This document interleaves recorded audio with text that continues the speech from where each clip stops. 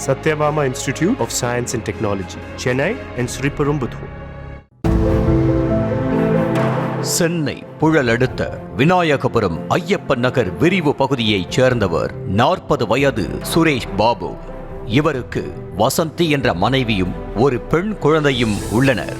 தனியார் வங்கியில் பணிபுரிந்து வந்த இவர் அதிகளவு துரித உணவு மீதும் நுறுக்கு தீனி மீதும் ஆர்வம் கொண்டவராக இருந்துள்ளதாக கூறப்படுகிறது. உடல் எடை கூடும் உணவுகளை அதிகளவு எடுத்துக் கொண்டதால் இவரின் உடல் எடை சுமார் 200 கிலோ வரை எட்டி உள்ளது.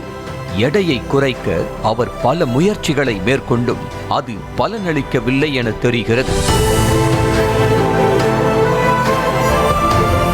மேலும் இவர் எந்த உணவை சாப்பிட்டாலும் சீரணம் ஆகாமலும் இயற்கை உபாதைகளை சரிவர கழிக்க முடியாமலும் அவதிப்பட்டு வந்ததாக சொல்லப்படுகிறது.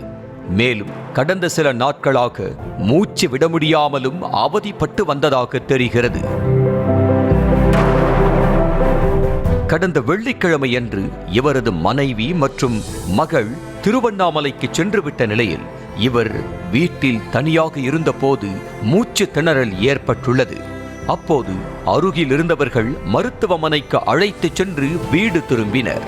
வீட்டுக்கு வந்த பின்னர் மீண்டும் மூச்சு திணறல் ஏற்பட்டதால் மருத்துவமனைக்கு அழைத்து சென்றனர். அங்கு பரிசோதித்த மருத்துவர்கள் அவர் மாரடைப்பால் உயிரிழந்து விட்டதாக தெரிவித்தனர்.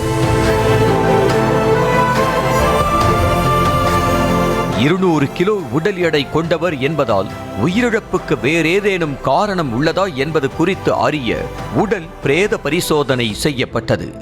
மேலும் இச்சம்பவம் குறித்து போலீசார் வழக்கு பதிவு செய்து விசாரித்தனர்.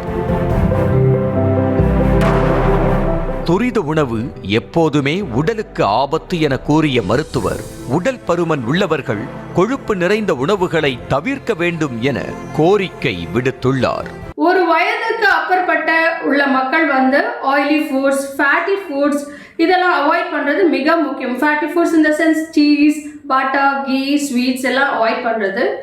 உடல் பருமன் இருக்கிறவங்க எப்போவுமே better to avoid red meat, அப்புறம் மட்டன்லேயே இருக்கக்கூடிய சில கொழுப்பு பகுதிகள் சாப்பிட்றது அவாய்ட் பண்ணுறது, இந்த மாதிரி திங்ஸ் எல்லாம் அவாய்ட் பண்ணுறது மிக மிக முக்கியமானது.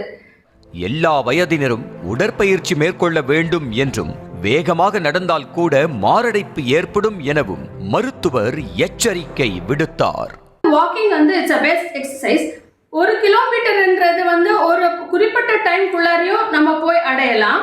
ஆனால் அதே ஃபாஸ்ட்டாக ஃபெரோஷியஸாக பண்ண முடிச்சுன்னா அது தேவையில்லாத பிரச்சனைகளுக்கு sometimes it lead to like heart அட்டாக்கெல்லாம் இட் லீட் டு. ஸோ எப்போவுமே ஒரு நாமினல் ஸ்பீடில் எது ஒன்றாலும் செய்யறது நல்லது. Satyabama Institute of Science and Technology, Chennai and Sriperumbudur.